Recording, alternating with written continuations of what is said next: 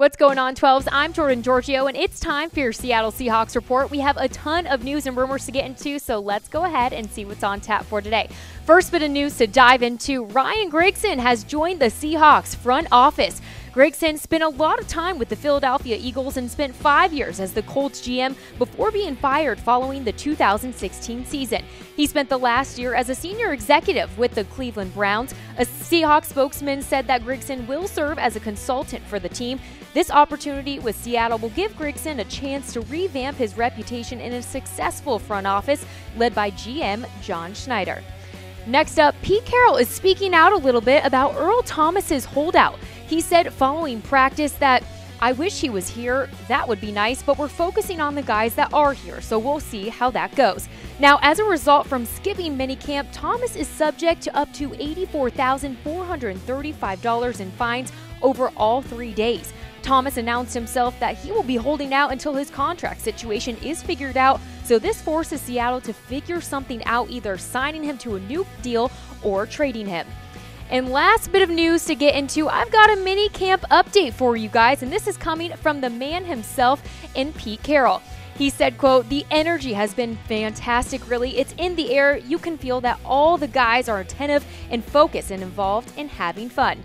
Now, 12, some things that have really stood out is that with Thomas and Chancellor absent, Bradley McDougald, Delano Hill, and Tedrick Thompson are really stepping up to the plate, so that should calm some of our nerves down. Another thing to point out is that with all the coaching changes that happened this offseason, Carroll is loving what he sees so far. More specifically, he said, quote, "We're just getting started, you know, but everything has been positive about the transition to a new voice on both sides of the ball." Now it's time to get into all the latest rumors right out of Seattle, but before we do, you guys have to understand my rumor scale if you are tuning in for the very first time. So if a rumor isn't given any 12 flags, it means it's fake news. Do not believe it. 1 12 flags, small shred of truth to the rumor. 2 12 flags, people are talking about it. 3 12 flags, it's pretty likely it's going to happen. And 4 12 flags, bring on the 12s, baby. This is true. So first rumor we've got to get into, is there going to be an Earl Thomas trade? Well, 2 12 flags, you guys. People are talking. So just the past few weeks, the discussion of an Earl Thomas trade was not existent because we were not expecting him to hold out. Well, obviously that's not the case anymore. With Thomas's decision to hold out of mandatory minicamp along with any other team activities until his contract situation is resolved, the Seahawks have no choice but to explore all of their options all over again. Now, according to Mike Silver of the NFL Network, he said, quote, "They certainly have not closed the book on trading him. They did talk to the Cowboys and one other team reasonably seriously leading into the draft. Now, a trade may be worth talking about with Thomas, but now getting the right price for him is going to be much harder than it was during draft weekend." Next up is Bradley McDougald set up to replace Earl Thomas if he continues to hold out for game days. Given this one 3 12 flags, it's pretty likely. So if Thomas's holdout results in him missing game time, McDougald would be the likely option to fill his void. Now, obviously, 12s don't expect him to do anything flashy or mirror what Thomas can do, but McDougald's versatility in pass coverage and effective in run defense is something we cannot ignore.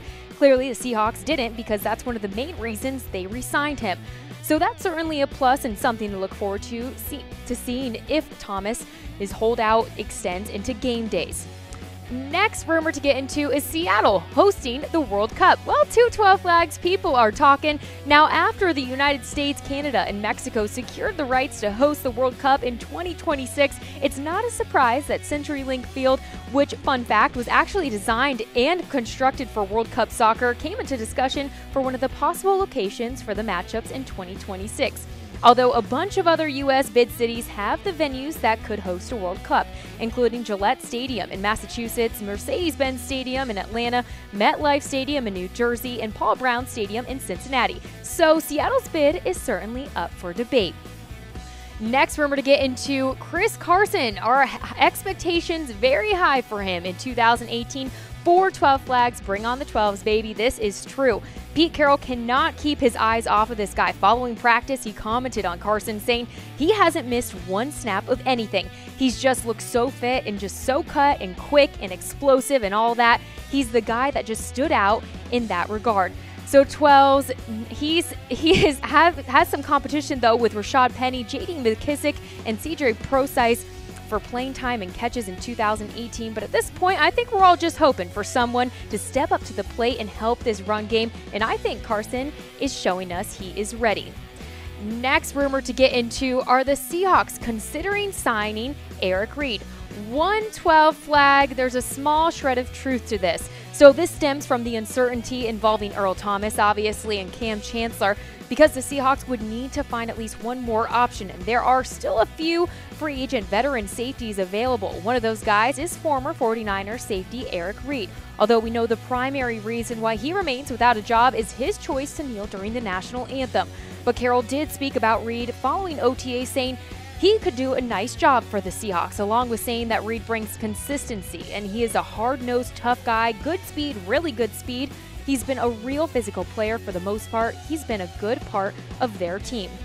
But I want to know from you guys, do you want the Seahawks to sign safety Eric Reid? Make sure to get those reactions in. Give me a heart for yes, a like for no, or go ahead and send me a message on Instagram at Jordan Giorgio. Let me know what you want them to do. And lastly, is Russell Wilson a helicopter pilot? Well, we'll find out after a word from our sponsor, Man Crates.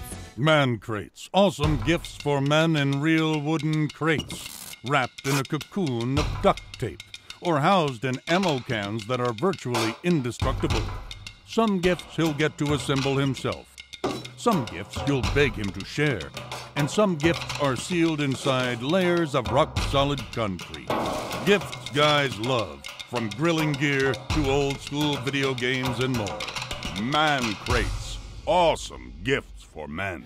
412 flags, you guys, this is true. Now, does this really, though, surprise any of us? This guy can just do it all. Wilson was a two-sport athlete at NC State before finishing his college career off at Wisconsin. The guy has been drafted by multiple Major League Baseball teams and has spent summers playing minor league ball. Following practice the other day, Wilson was talking about playing in a growing city that loves sports, and he just casually dropped this statement. Me and Sierra actually got the chance, because I've actually been flying helicopters, we got the chance to go fly over the sites, and the Portland soccer team was playing down there, and the place was packed. Super cash, Wilson. Totally normal. Apparently, flying helicopters is Wilson's new hobby to get away and free his mind a bit. I'm Jordan Giorgio. Make sure to go ahead and follow me on Twitter, Facebook, and Instagram at Jordan Giorgio. And while you're at it, go ahead and like Seattle Seahawks from Chat Sports on Facebook so you get a notification every time we go live. Until next time, I'll see ya.